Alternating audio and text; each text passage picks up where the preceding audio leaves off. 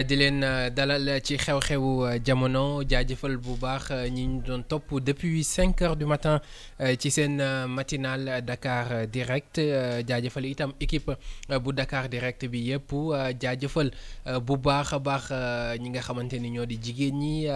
tey comme bés yëpp d'ailleurs seen bés la mais tey daf si rawati ndax bés la boo xamante ni dañuy màggal li nga xamante ni moo di àq ak yelleefu jigéen ñi alors ku wax jigéen wax àdduna. Parce que itam ñoom ñooy joxe mën nañ ni ñoom ñoo téye li nga xamante ni moo di société bi ci yar bi ak itam ci lépp début ba fin kenn mënu leen ci génne lépp ñoom la donc ñu leen di sargal bu baax a baax di leen souhaiter ñoom ñëpp une très bonne fête commencé que ci kër gi ak ñi nga xamante ni ñoom la ñuy àndal depuis 5 heures du matin si matinal bi Fatima Kandiaye de même que Khadija Loum Fatima si digital bi ak jigéen yu E-Media yëpp ñu ngi leen di souhaiter une bonne fête souhaiter que également suñuy auditrices ak suñuy téléspectatrices yu nekk fépp ci àdduna bi ci Sénégal ak itam si bitim réew am mbégte lool ñëwaat ak yéen ci xew-xewu jamono comme ni ñuy baaxoo di koy ànd ak yéen altine ba aljuma jot bu heure bi jotee si iRadio ak ci suñu page Facebook di iRadio Sénégal comme tous les lundis professeur Mbaye Thiam la ñuy àndal c'est toujours un plaisir di bokk ak moom studio bi prof maa ngi lay nuyu di la ziyaar te di la màggal ci semaine bi. Mohamed ñi ngi lay delloo nuyu di la delloo ziyaar di nuyu di ziyaar mbokk yu baax yi ñuy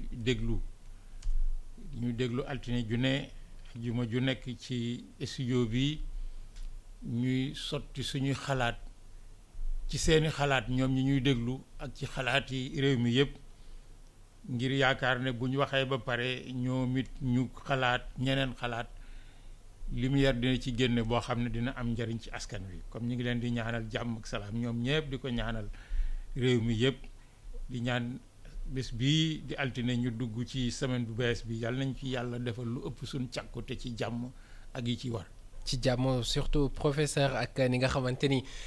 fi la réew mi toll dëkk bi yëngatu na depuis keroog àllarba ba léegi mën nañu wax ni mbir mi amul tànk ginnaaw ci li nga xamante ni mu ngi déparé woon ci mbirum Ousmane Sonko ak Adji Sarr ci accusation de viol ak menace de mort dem ba si trouble à l'ordre public ak yeneen yi nga xamante ni yëpp topp na ca loolee sax la ñuy waxtaanee tey muy mbirum Ousmane Sonko ak fi mu toll ni ki tey war na dem bu 11h jotee bu ñu sukkandikoo ci xibaar yi ca palais de justice ngir jàkkaarloo ak doyen des juges na xam nga ni juge d'instruction bu 8e cabinet moom dafa raxasu ci mbir boobu mu jëm ci audition bi alors jamono boobee am na ñoo xamante ni nee nañ ñetti fan yi moom du ñu teggi tànk dañuy manifester mu doon ay doxi ñaxtu yoo xamante ni nee nañ c'est au nom de la démocratie gis nañ itam yi nga xamante ni jot na fi jaar ci manifestation yi ci violence yi ci ñi nga xamante ni ñàkk nañ ci seen bakkan alors bu ñu defee benn analyse globale prof nan la ñu mën a xayma situation bi nga xamante ni fi la réew mi toll jamono ji. réew mi de Mohamed li ñu waxoon altine jële ñu génn di séentu ne fii ñu jëm di ajjuma yaakaaruñ ne ñi jàpp ku nekk fi nga jàpp boo bàyyiwut wutoo dinañ am mbetteel dinañ am fitna ak naqar la ñu waxoon yàlla wane na ko ci diggante àllarba alxames ak ajjuma li xew ci réew mi amul kenn koo xam ne kii bu fekkee ne réew mi ñor na la tiitoo ci jaaxlewuloo ci ndaxte réew mi àgg nañ ci yàq àgg ci jàmmaarloo àgg ci wax lu bon ak jëf yu bon joo xam ne ji quel que soit par ailleurs ku nekk li la yëkkati mais ku wéet ak sa bopp nag di nga xam ne lii ñàkkul ñu romb la ñu waroon def loolu nag junj nañ ko démb parce que damay wax toujours ne yëf yi ba mu déparé di ñax gu wow ñu ne lan la ñu ne xale bu ñuy wax Adji Sarr moo porté plainte su Ousmane Sonko nit ñi fexe ba yëf yi lakk ñax gu tooy gi. lan mooy ñax bu tooy bi. ñax gu tooy gi moo di askan wi sonn nañ ci coono boo xam ne bii ñaar ñi séq yëf yi sulli ko ban koy séq askan wi fekkewu ko ndax yàq nañ ci alali jàmbur gaañ nañ ci nit rey nañ ci ay nit yoo xam ne ña nga barzax yàq nañ ci loo xam ne ñëpp a ko bokk ñëpp a ko bokk lu ñëpp bokk ku ko yàq ñëpp nga tooñandoo loolu nag dafa jot ci ñu gëstu ko gëstu bu leer boo xam ne bii ku nekk dinañ la ci wax li ciy sa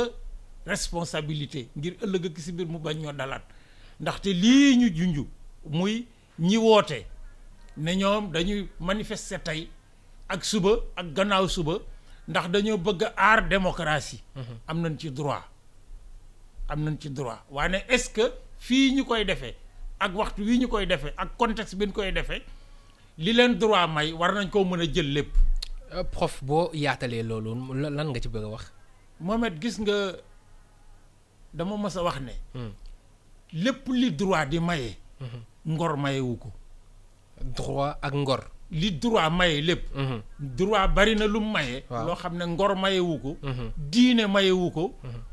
moral mayewu ko ay baax mayewu ko. parce que li la droit may nga xam ne boo ko defee mu jur fitna jur métit jur yàq boo ko defee da ngaa jël droit teg ci kaw loolu yàqu lépp. dama ne ñi woote ne dañoo bëgg a marche. mais am nañ droit marche. est-ce que am nañ droit marche ci période boo xam ne le gouvernement de la république dafa wax ne du mu téeti dañuy tere marche parce que marche day dajale ay nit te bu nit ñi bu ñu dajee feebar bii nekk fi tey ñu bëgg koo fàtte ngir Ousmane Sonko Adji Sarr mi ngi fi demul dikkut. ndax démb bi ñuy wax fukki nit ak benn la ñu wax dañoo ci dee.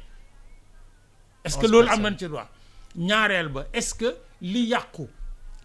doyul desul jotul ñu taxaw seet ndax li ñu yàq li tax mu yàqu jaroon na ko moom it dafa am baat yoo xam ne yii li mu ëmb dañoo ëmbul ndey moo tax mu bari ci lëmmiñu nit ñi. mooy yan baat. démocratie république état de droit gis ñooñ bu seen ndey doon dund. dina jóg wuti sëriñ pour ñaanal leen. mbaadu dañ koy wax. nu mu ñi koy wax ñi ci ëpp laa wax. d'abord xamuñu lu muy ëmb. xamuñu lu muy ëmb. démocratie. ñi koy wax li ci ëpp xamuñu lu muy ëmb. moom it man dajale naa fii Ndakaaru 200 nit ak juróom fukk. yoo xam ne boo leen dajalee ñi ngi jóge ci 20 réew ak juróom-ñaar en mai 2001. ci Afrique wala si àdduna bi. ci Afrique ci àdduna. parce que ñi ci gën a sori ñi ngi jógoon Canada ak Australie. ñuy waxtaane information démocratie et développement pendant 5 jours. acte yaa ngi fii ci université nu mu teeti accessible en ligne ak accessible en kii près de 100 communications sur une 40aine d'ateliers ay nit di jóge fu ne ñuy waxtaane information démocratie et développement dans leur rapport dialectique nga xam ne baat bu ci nekk mënoo koo isolé ndax moom moroom mi ko topp wala mi mu jiitu dañoo lënkaloo ba nga xam ne bii boo ko noccee baat bi dootu am kii réew mi nag nit ñi dañuy wax rek di sànni parce que li ñuy wax li ci ëpp nag di sëñ ma Abdoulaye Mbacké radiyallahu ta'ala anhu daan wax. moo ci nekk moo di li leen neex ak li ñu bëgg la ñuy wax. li leen neex. ak li ñu bëgg ak li ñuy wut loolu la ñuy wax di ko wutal nag ay mbubu. alors solal ko alors que nag nu mu tiiti li ci ëpp. seen njariñ la. moo tax yenn ndigal yi ñuy joxe da nga koy dugal ci li mag ñi day wax diggante ndigal. ak ndugal ak ndigaale. lan mooy différence bi. ndigal ki la wax ne defal nangam. lim la wax moom mi la ko wax amu ci njariñ yow mi mu ko wax soo ko defee yaa ci am njariñ yow kott dong. loolooy ndigal. mooy ndigal. ndugal ki la ko wax moom daf cee am njariñ ëpple la ci soo ko defee ba pare da ngeen koy séddoo waaye bu ngeen di séddoo moo la ciy ëpple te coono ba yow la. kon da laa dugal. soo mënee defal boo mënut bàyyil. le Cheikh Mouhamadou Mansour waxoon. ndugaale mu ne boo mënee defal boo mënut bul def. boo mënee. bul def boo mënut bul def. quel que soit alpha bul def parce que ki la ko wax yow mi mu ko wax amoo ci benn njariñam kot dong moo ci nekk mais coono ba ca nekk mu bëgg ko teggil boppam teg la ko moo tax mu dox la ko muy ndugaale. or ñii ne wax ne dañ woote. man gëm naa man Mbaye Thiam parce que ma suis un démocrate li may wax nag c'est pas un slogan dama koo gëm di ko dund bu sama kër la commencé ak samay bokk ak réew mi démocratie c'est un droit inaliénable imprescriptible inatteignable c'est-à-dire buñ koy wut du looy fekk rek ne téye ko ne aa waa koy tey nag am na démocratie parce que la nga jàpp toujours boo ko jàppee ba téye ko la ca kanam a ko ëpp donc c'est un processus infini looy wut nag te duñ ne la soo ko amul altine ji dootoo ko am da nga koo mën a aw ilaa abadan mais man nga koy wut altine gis ne soo ko wutee altine wutin wi ak fi nga koy wutee mën naa jur dara nga ne comme di mën naa ko wutaat ëllëg naa bàyyi ba ëllëg c'est réew mi toll na foo xam ne li fiy njaqare ak jaaxle ak it jafe-jafe yoo xam ne yii li ci ëpp politiciens yee ko fi indi il est temps qu'ils arrêtent parce que ñi woote ñëpp nag dañuy politique sans exception ci côté bu ci mënti doon sans exception gis nga ñu wax société civile den ci dellu si ma ak yow benn bu soobee yàlla dañuy politique ñoom ñëpp tous tant qu'ils sont man xam naa ñu doon def société civile fii ci réew mi de manière honnête et sincère gis nga feu Mohamed Mbodj bi yoroon forum civil yàlla na ko yàlla yërëm mais société civile dëgg la doon def à équidistance ba pare dëgg ñor ko mu di ko wax di ko dund di ko def gis nga kii ñuy wax Assane Dioma Ndiaye te xaw ma fu mu dëkk musuma ko nuyu lu du ñu tase ci bérébu gëstu xam-xam gëm naa ne li muy def société civile la am na ñoo xam ne tous les jours ma gis leen ñuy wax au nom de la société civile gëm naa ne duñu société civile duñu dara dañoo làqatu derrière la société civile di lijjanti yeneen agenda ak yeneen programme léegi prof bu ñu dikkaatee ci situation dëkk bi ba tey ñu gis ni médiation yi bari na ñi nga xamante ni ñoom ñooy kilifa diine yi sax yëkkati nañ ay kàddu gis nañ ku si mel ni médiateur de la République Alioune Badara Cissé ak discours bi nga xamante ni def na ko ni ki démb ni ki samedi je pense bu ñu toogee xayma waat mbir mi gis ni démb ci guddi kat nee nañ levé nañ mandat dépôt bu Ousmane Sonko fi ñu toll nii li ci des mooy mandat d'amener bi est-ce que kon mën nañ jàpp ni médiation bi mu ngi ci yoon bu baax. médiation bi de man yaakaar naa ne mi ngi ci yoon woo xam ne dina jur luy wàññi fitna ak njaqari ci réew mi est-ce que mi ngi ci yoon bu baax c'est un autre débat mais gëm naa ne. dina jur loo xam ne lii dina wàññi fitna ak njaqare ak tiit gi askan wi nekkee fan yii yëpp te ñi ko sookee nag d'un côté comme de l'autre gisaguma ci ku ci ñàkk alalam sauf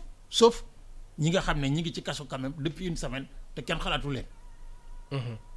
parce que nag ay fukki nit ñi ngi ci biir kaso yi ñu jàpp leen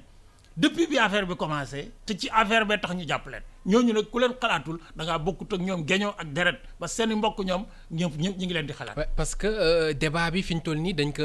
ko orienté si violence yi ci li nga xamante ni xaw na mais ñi nga xamante ni ñoom lañ ci teewoon jàpp ñoom lañ ci njëkkoon jàpp ba léegi ñoom. ñu ngi ci biir kaso bi ñu fàttali ba léegi jigéen ñi àndoon nag nu mu teeti Pastef lañ ci libéré bërkaati démb. ñi nekk ci réew mi di xalaat lu baax di ko wax di ko jëf yëpp rafetlu ko. parce que dañ doon exprimer seen position politique lii fekk leen ci. ñuy ay jigéen ñoo xam ne ñii kenn mun leen a tuumaal wala tiiñal ci yàq nañ lii def nañ laa ban leen bàyyee képp ku nekk ci réew mi rafetlu nga ko mais am na ñu des ci kaso bi. waxuñu leen mu des nag bi fi demee ba teeng ñi nga xam ne ñoom ñi réew mi moo leen ñor. mais jóg nañ ci wax gis nañ fii nu mu teyti parce que discours politique yi moom fan ko defee la nit ñëpp xam ne du lijjanti dara. parce que le discours du ministre de l'Intérieur. mais c'est un discours de procureur. maanaam procureur xam nga day teg nit di ko tiiñal pour ñu jàpp ko atte ko. da koy chargé. or le ministre de l'Intérieur est un ministre de la sécurité publique c'est-à-dire aar kii. kon da nga jàpp ne discours à charge la def. c'est un discours à charge. c'était pas un bon discours. bu ñu demee ba réew mi teeng ba ñëpp ñi manifester. jàpp ne ku leen téye ñu jël xam nga nit dina xeex ba mu yàgg ku ko àtte mu jël. parce que day sonn ci xeex bi. àggoon nañ foo xam ne koo ne toogal mu ne nga ne ko dama ne toogal mu ne bala maa toog nga ne ko waaye toogal mu taxaw ne maa ngi lay déglu nga ñëw sotti ci essence mais nag dafay yokk. ci ëllëg sa ñu yaakaar ne dañuy sotti dara le président du conseil économique social et environnemental Idriss Seck a parlé mais il a parlé pour lui-même. il a parlé pour lui-même maanaam réew mi teeg na métti na Ousmane Sonko sama rakk la mën naa cee sax wax mais à condition que. Alioune Tine woo na ma dégg naa woo gi dinaa ci kii mais kuy def médiation. mais doo ko yëgle doo ko yëgle bu fekkee ne loolu loo nga la yëkkati da ngay dugg ci suuf di defar ba yëf yi defaru doo wax ne man maa doon médiation bu yëf yi defaroo ña ko defar ñooy wax ne Mohamed kat ñëw na seet si ma diw ñëw na seet si ma waxtaan naa ak ñoom moo tax décidé naa ne waaye dinaa def ci kaw su kii defee lii su kii defee laa fësal sa bopp ba nga xam ne waxatuloo kenn boppam la doon waxal et c'est une posture politicienne. kon mook bu ministre de l'intérieur bi moom la ñuy boole ci benn catégorie dafa yàqu ci xar mi karaw. dimbale wuñu le chef de l'État dimbale wuñu réew mi.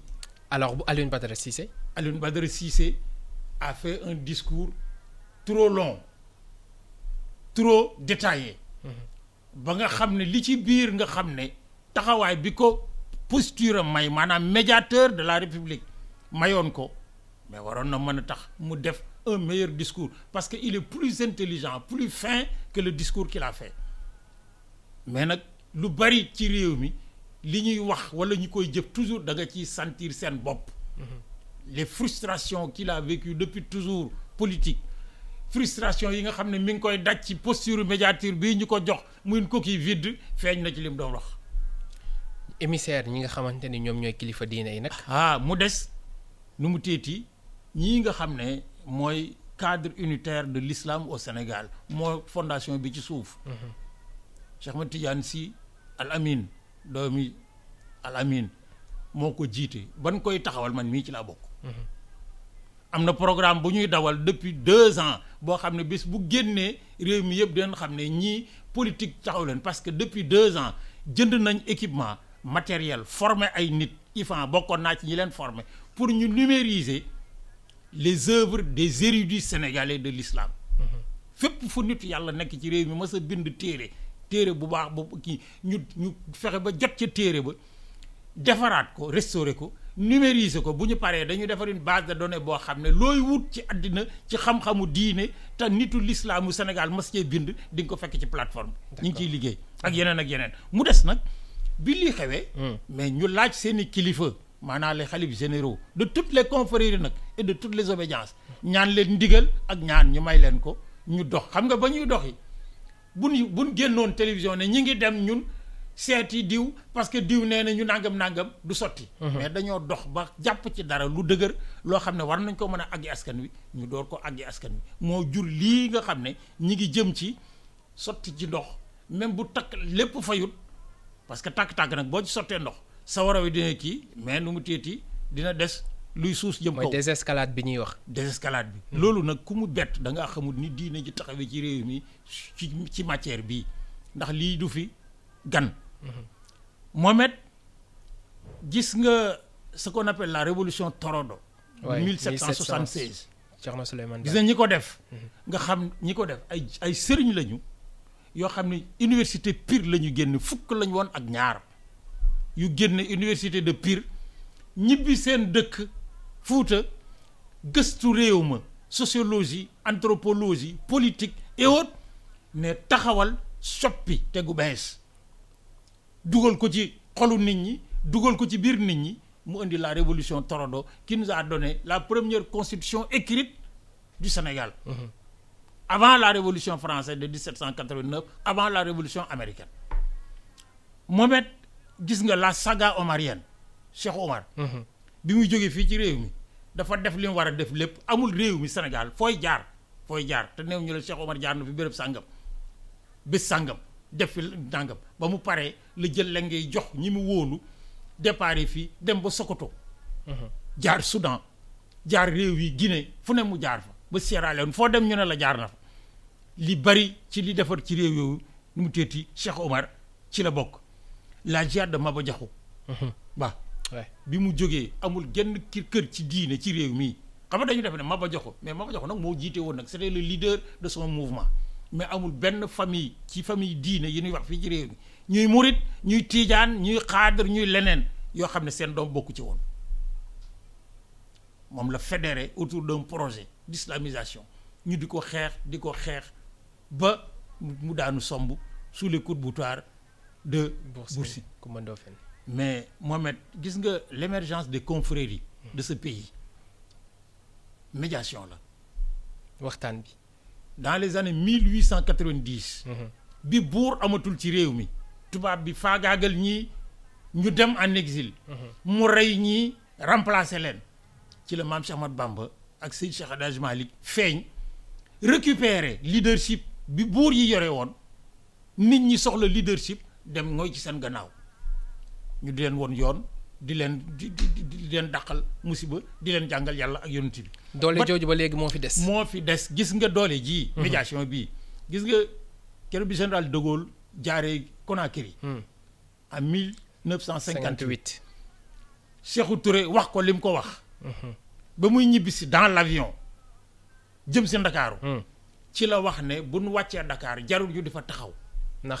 ndaxte comme Guinée gii nga xam ne bi ñu feeñee ci politique ak léegi matul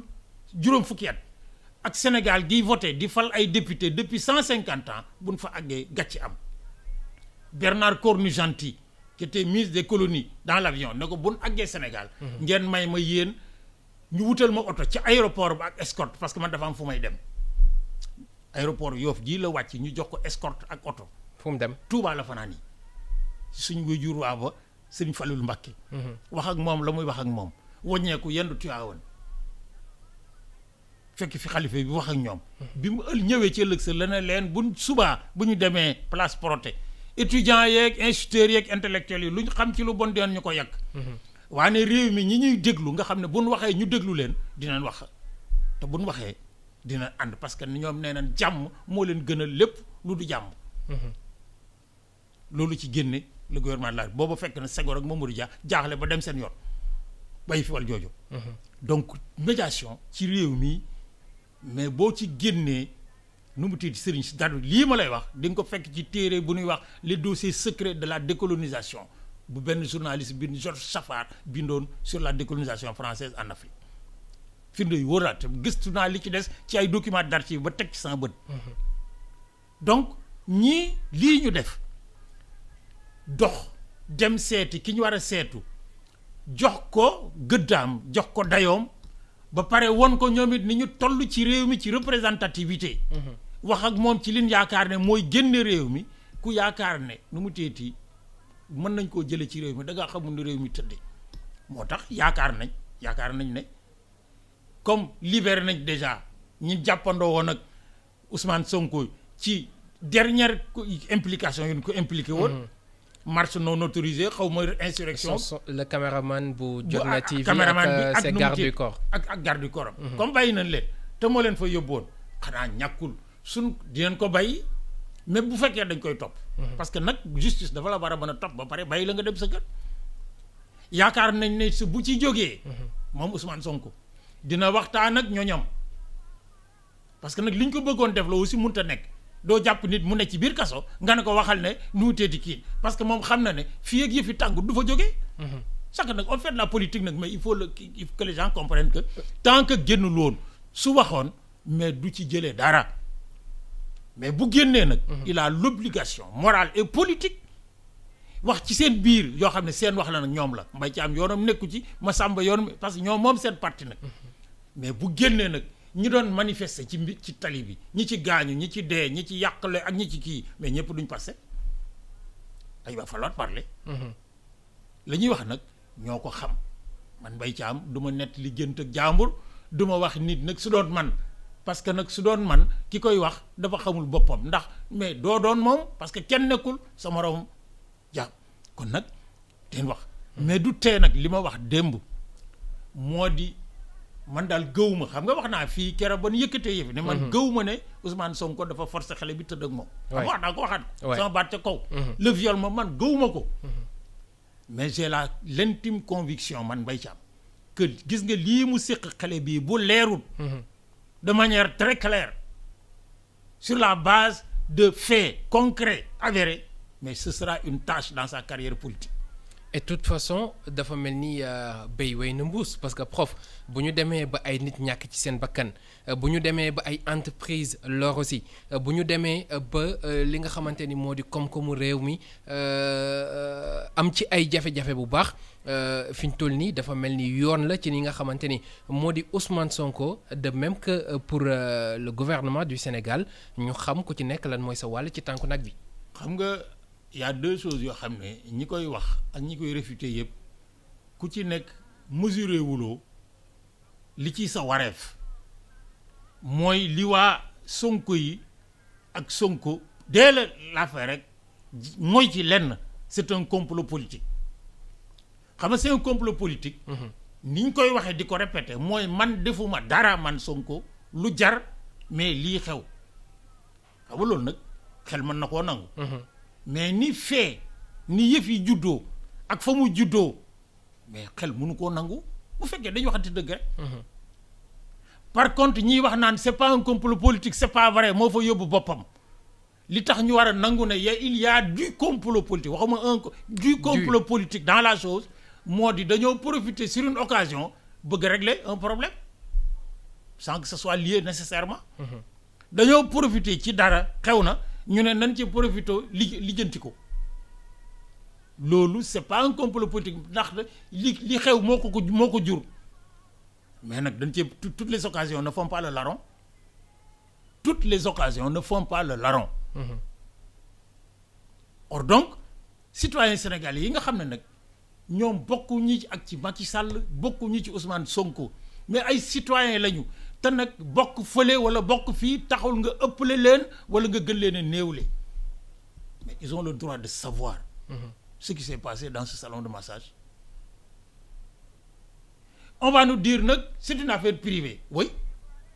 mais ça n'oppose pas deux personnes qui n'ont aucune responsabilité dans ce pays. Ousmane Sonko ndomb li mu yore. mais askan wi ñoo ko jox man ci laa bokk. parce que ci askan wi laa bokk. donc li muy def di ko jëf di ko wax daf koy engagé mais ñi ko wóolu te ma bokk ci ñi ko wóolu mais daf ñuy engagé. or réew mi nag dañoo bëgg ñu gëm ne. mais lu neex waay mel ba ci jikko yoonu kenn nekku ci loolu c'est pas vrai dans l'absolu. dañ ci am wàll. mais or jot na nag ci réew mi que politiciens yi mais gëm ne kenn ëpp leen droit ci réew mi parce que nag daf ci am ñoo xam ne ñi seen carrière seen famille seen lépp mais dañ koo def ci politique Ousmane Sonko nag politique a tax mu ñàkk place bi mu doon liggéey di ci suturloo su duggutoon ci politique wóor na ma ne tey ma ngi inspecteur des impôts et domaines di liggéey di ko yett loolu nag lim ci ñàkk moom ku ko xamutin moom xam na ko ak ay yenn coono mais c'est pas une raison nag pour que nu mu teeti politiciens yi gëm ne ci moom ba ci ñeneen amul lenn loo xam ne lii war nañ leen ko mën a teg buñ jaddee yoon parce que nag bu fekkee ne imam bi moom charte yi taxawal ci biir jumaa ji moom bokku ci mais du imam moo ci war a jiitu c'est-à-dire li ñuy tere ci jàkka ji kenn warta gis benn yoon imam def ko li ñuy digle ci jàkka ji képp ku ñëw ci jàkka ji war nga caa fekk imam bala nga caa fekk naayam ak ñeneen ñi fay ñëw jaar ak julu dem lu waay ji wuyoo da koy nuru mais prof bu ñu desee ba tey ci mbir boobu noonu depuis tout ce temps ñëpp a ngi laaj mais où est le président ana Macky Sall lan moo tax waxul lan moo tax génnul ci jamono bi nga xamante ni non pas mbiru Ousmane Sonko ak Adji Sarr mais itam il est le président de la République dëkk baa ngi tàkk boobu ba léegi kenn gisu ko ministre de l'intérieur am bi mu yebaloon ngir mu fay daay gi mu mel ni dafa yokk ci xar mi karaw donc instant bi ku ci nekk mu ngi toog di xaar lan moo tax njiitu réew mi génnul lan moo war a expliquer loolu. xam nga Mohamed waxoon naa fii ci studio bi ne man gëm naa ne xaw ma nag lu tax mu def ko mais gëm naa ne président de la République bi mu jógee ci deuxième mandat bi wartoon na supprimer le poste de premier ministre xam nga waxoon nga waay. nga ne ma lu tax man le premier ministre ci république yu mel ne suñu république yi ñu jëlee France espèce fusible la fusible mooy li ngay def ci interrupteur bi pour am courant boo bëggee ci ñàkk courant rocc ko bu courant bi kii nga dugalaat ko mu tàkk waxoon naa la ko fii parce que day nit koo xam ne kii day jëmmal autorité bi nga xam ne président de la République donc moo ko féete kaw nga xam ne bu ñu demee ba président war a wax wala war a jëf te li mu war a wax wala mu jëf ko ak gëggun ci xam lépp li mu war a wax jëf ko ngir yëf yi fay dañu gis ak premier ministre moom mu jiitu wax bu waxee ba pare problème bi ñu am ci 51% de résultat ñu ne doyut président ñëw yokk ci la nit ñi doon xaar te premier ministre indiw ko mu daal di mat seen satisfaction mais ministre de l'intérieur mais n'a pas la responsabilité d'un premier ministre. su fi premier ministre nekkut mais nit ñi kenn dong kott la ñuy déglu muy président de la république. et kenn dégg ko booba léegi. kenn dégg ko booba léegi ba tey parce que kilifa du gaaw wax du yàkkamti wax. donte kër gaa ngi tàkk. mais bu kër gi tàkkit balaa génn mais dina xam ku taal kër gi xam nga président du wax je crois on m'a dit je pense que. président. du wax dégg naa wax nañ ma yaakaar naa ne li muy wax da ciy duut baaraam ba ëllëgi si biir bu ko waxee kenn du ko dindi ku ci d'accord ku ci d'accordul mais lii xew mais ku ne bettu ma mais waxoo dëgg ñëpp la bett une fille da ki buy liggéeyee ci biir salon de massage porte na plainte contre quelqu'un.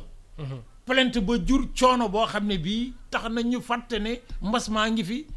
vaccination baa ngi fi. nit ñi waxatuñ sax waxi vaccination. ça n'intéresse que les Mbaye Thiam qui a 60 ans et qui veulent être vaccinés mais ça n'intéresse plus personne mais bett na ñëpp parce que nag am na loo xam ne lii ba nga koy xalaat walla nga koy def soo xamoon la muy jur mais nga def le sëriñ ba waxoon ku xamoon li lay yoot nga bay li ngay yoot xam nga newoon naa la fii gone gii porté plainte Ousmane Sonko Adji Sarr bu ñu demee ba ca njobaxtaan la muy gën a sonn ci yëf yi waay mu ci gën a sonn ay mbokkam ñooy gën a sonn ci askan wi ndax ñiy bokkam tey ñoom ñëpp ñi ngi toog ci nen xamuñu lu ñuy ay mais réew mi ci boppam nag dem ba ñu naan nangam ni dee na ci ay gone mais bu fekkoon ne xamoon nañ ne fii lay jëm mais watoo yëf yi du agsi fii ñi nga xam ne dañu ne yëpp Ousmane Sonko mi doon fiir kët jàpp nañ ko taxoon ñu profité ci bu ñu xamoon ne fii lay jëm duñ ci dugg Ousmane Sonko bu dee wax aqulaay taalaam bu xamoon ne fréquenté boobu muy fréquenté salon bii même su fekkee ne dafay faju ji dina jur lii du fa dem bu xamoon ne même day faju ji te li muy wax dëgg la gu wér akkan mais que paj mi dina jur lii ci réew mi tey mais du ko def xam nga kon ñoom ñëpp ku xamoon ne fii kenn amu ci woon intérêt mais le mal est déjà fait sauf un intérêt politicien évidemment xam nga politicien nag moom mën naa def loo xam ne lii dina ko jural njariñ loo xam ne balaa jot ci njariñ la ñi ngi ko séqal ñëpp sonn mais nag loolu man gëw ma ne moo yëkkati Ousmane Sonko gëw ma ne ñii séq ak moom ragal ko mu jiit kii moom moo leen yëkkati dañuy def rek politique mais nag seen xam-xamu politique seen man-manu politique seen xarañ ak seen xam réew mi ak gul ci ñu teg lii ci suuf ne lii kat war nañoo mën a jural dara mais jomb nañ ko ragal nañ ko rus nañ ko wala boog bu ñu ko defee dina jural askan wi jafe-jafe léegi prof li ñu naan le mal est déjà fait mbir mi am na ba noppi yi ci jot a jaar yëpp gis nañ ko ñi nga xamante ni ñoo faree ci kujje gi ak ñenn ñu bokk ci yenn mouvement yi nee na ñetti fan dinañ ko amal marche gis nañ démb li nga xamante ni moo di armée bi nee nañ ñëw na bu ñu sukkandikoo ci xibaar yi alors fi ñu toll nii ba tey dëkk bi dafa mel ni lu nekk sous tension d'ailleurs sous tension la nekk nan la ñu war a doxalee ci ñaari pàcc yi ba nga xamante ni li fi jot a jaar ni métit ci lorule moo xam ci wàllu dundu doomu aadama moo xam ci wàllu koom-koom moo xam ci lu mënti doon mu bañ a nekkaat loo xamante ni day répété wu si 3 jours yi nga xamante ni moom lañ bëgg a marche. man de li ma jàpp mooy. gëm naa ne médiation bii dugg war na mën a jur ay jëf waxuma nag ay wax yoo xam ne dina wone ne ñaar ñi séq yëf yi muy Ousmane Sonko et l'État du Sénégal ku ci nekk bëgg nga jàmm am ci réew mi ba tax man yaakaar naa ne yaakaar dong la am na waxuma su doon man ma def nangam dama yaakaar ne Ousmane Sonko war na mën a fanaani këram tey su teeti ñi tax nag ñu nekk ci kaso bi te ñu jàppoon leen ngir moom mais ñu ban leen a def une monnaie d'échange c'est-à-dire nañ bàyyi Ousmane mu dem jàpp ñooñam yi ñu toog fi ngir nu mu teeti ñu mën a kii loolu nu mu tiit parce que nag. buñ koy bàyyi dañoo war a bàyyi waale ñëpp. man damaa gëm ne. Les militants. waxuma nag samba booy yi doon yàq di toj ban jàpp leen. mais militants Pastef yi nga xam ne yi dañ leen jàpp ci cadre yëf yi mais buñ bàyyee Ousmane Sonko téye leen dafay nuru leneen. d'accord dañ leen war a bàyyi. mais li ma gëm ba gëm moo di l'affaire Adji Sarr Ousmane Sonko. buñ ko gasee suul ne dara xewut. léegi jubóo nañu tout le monde il est beau tout le monde il est gentil rompez les rangs bu boobaa politiciens yi lañ daan def démb defaat nañ ko tey. maanaam nu mu téeti ba ñu reyee maître Sèye ñu ne diwa ko rey diwa ko reyloo ñu ne ci biir di ngun-nguni ba xëy ñu jël lépp teg ci suuf sotti ci ndox jàpp ñii dugal ci gouvernement. ñooñu xëy yore réew mi génn ña ne woon ñoo ko rey. c'est un deal sur le dos du peuple et le peuple ne mérite pas ça le peuple ne mérite pas ça. man sama baat ca kaw musuma gëm ne kaso tëj nit kaso. solution la dans nos sociétés africaines. Ouais. parce que du suñu histoire du suñu tradition du suñu culture dafay traumatiser ay nit. mais nag mënta ñàkk. par contre li ma gëm moo di. bu dara xewee cim réew ma yëpp taxaw di liggéeyatuñu jàngatuñu defatuñu dara ana kii indi kaa ba tax réew mi bloqué bu ñu débloqué réew mi ba pousse oto bi ba mu tàkk war nañoo xam lu tax réew mi bloqué woon ngir ëllëg ak si biir mu bañ ñoo dalaat. Tirer les enseignements, c'est dire la vérité d'abord. La vérité. bu xamee la vérité nag chacun en fait ce qu'il veut parce que réew mi nag kenn moomul kenn bay ci am li muy wax ça n'engage que lui. ñi koy dégg d'accord ci ça les engage. bay ci am mënu leen teg bal ci pistolet seen bopp de dangeen ko gëm baa ngeen dee. ñi ko gëmut c'est leur droit le plus absolu peut-être ñoo gën a xarañ bay ci am ci analyse wala ci observation mais on doit nous dire nag qu'est-ce qui s'est passé quelle est la vérité. La vérité dans cette affaire. parce que nag la vérité. mais c'est elle qui fonde la morale. C'est elle qui fonde la science parce que mooy fonde le progrès. nit ñi bu ñu tënkoo ci lii ñu doon werante kat lii mooy dëgg gi mais dinañ xam kii parce que la fii laa bu fekkee ne li mu wax du dëgg. mais dinañ xam ne d'abord moom jaay na boppam définitivement. mais dinañ xam ne réew mi am na fi li fi nit war a mën a def ci kaw njariñi boppam loo xam ne lii war nañ koo moytu. boobu mooy li soxal Adji Sarr. léegi Ousmane Sonko li ko xam moo di. munta bëgg réew mi ba pare di wax ne dafa am loo ma xam ne man maa ko moom man Ousmane Sonko yoonu kenn nekku ci. parce que bu boobaa mais nit ñi dinañ am ay doute parce que réew mi nag ku ko bëgg. da ngay am xarañ ji am engagement ba loolu am na ko. parce que c'est engagé en politique nag. ñoom Mbaye Thiam engagé wuñu ils n'ont pas à le juger. il s'est engagé am na lu ko ci dal loo xam ne lii am na ñoo xam ne bu leen ko daloon ñu ñàkki moom ñàkkee gut ma nga mooy fam ngoyoon ba tey bëgg réew mi pour une première fois après 6 ans de fonctionnement d'un parti fukki nit ak juróom ci téeméer bu jóg mais ne moom la ñu wóolu tey mu nekk mais le fondement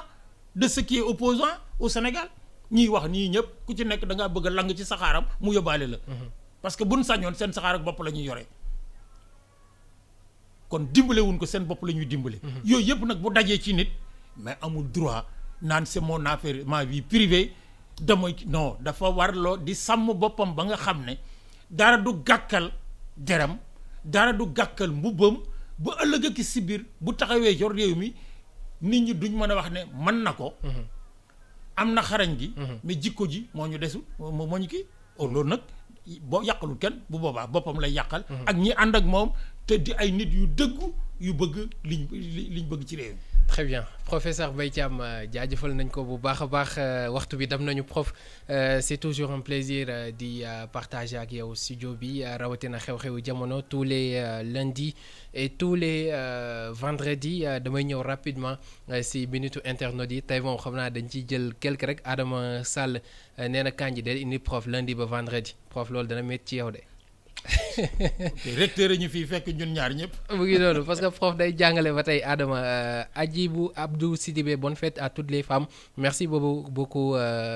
Abdou de même que Mame Bissane Dia Salam Team iRadio et bonne fête à toutes les femmes merci beaucoup ak ki nga xamante ni moo di Kona Touré nee na vous avez fait vos propos en convoquant l'histoire merci beaucoup prof on attend beaucoup de vous loolu la wax prof am na ko ne itam soxla nañ ay intellectuels yuy wax dëgg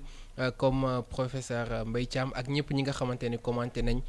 ñu jéggal ñu mënuñu dikkaat ci ñëpp mais sant nañ leen bu baax a baax gërëm nañ leen prof yi la ñuy yemandi jox la rendez-vous kon ba aljuma incha allah. Mohamed yàlla nañu yàlla yóbbu ci ajuma ak jàmm buñ ko fekkee yàlla nañ ko tal bay waxtaanee leneen loo xam ne réew mi yëpp dañ ciy gis seen bopp. parce que nag am na fi loo xam ne nag mën nañ ko waxtaanee jox te kenn du ci sikki sàkk. yàlla nañ ci yàlla yóbbu. di profité ci lii rek di ñaanal di rendre hommage à toutes les femmes. parce que nag tey waroon nañu mën a waxtaanee la journée internationale de la femme. man def naa ci benn communication à l'occasion des journées internationales médicales de l'hôpital principal thème bi mi ngi woon ci l'épopée les femmes dans l'épopée sénégalaise maa ngi jëloon l'exemple de Nder def ci keroog communication boo xam ne ñu bari rafetlu woon nañ ko ndax réew mi nag Mohamed lu fi baax ci jigéen la jóge parce que nag kenn gisagu fi nag góor gu ëmb sippi dal ne maa jur kii yàlla buy defar nit kenn dong moo ciy complice am mooy jigéen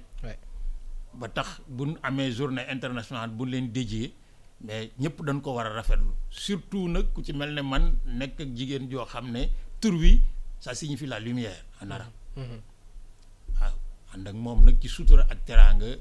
bokk njaboot goo xam ne gii yàlla na ñu yàlla lafal amiin maa ngi koy ziar ci bés bi di ko ñaanal di ñaanal képp kuy jigéen ci réew mi ak noo toll di leen ñaanal yàlla na leen yàlla dellu sutura ak teraanga parce que buñ ko amee ñëpp am ko prof ñaanal ko jigéen ñëpp ñaanal ko Fatima Ba moo ñu teeloon digital bi ak Fatima Kane Ndiaye ci xarale gi Alaaji Birane Cissé itam ci xarale gi si kàddu gi Mohamed Kandji la woon amoon mbégte loolu ànd ak yéen ëllëg incha allah xew-xewu jamono ak Alioune Diouf lay doon jaajëfal leen yéen ñi doon ànd ak ñun ci iRadio ak ci iRadio Sénégal merci à tous et très bonne journée.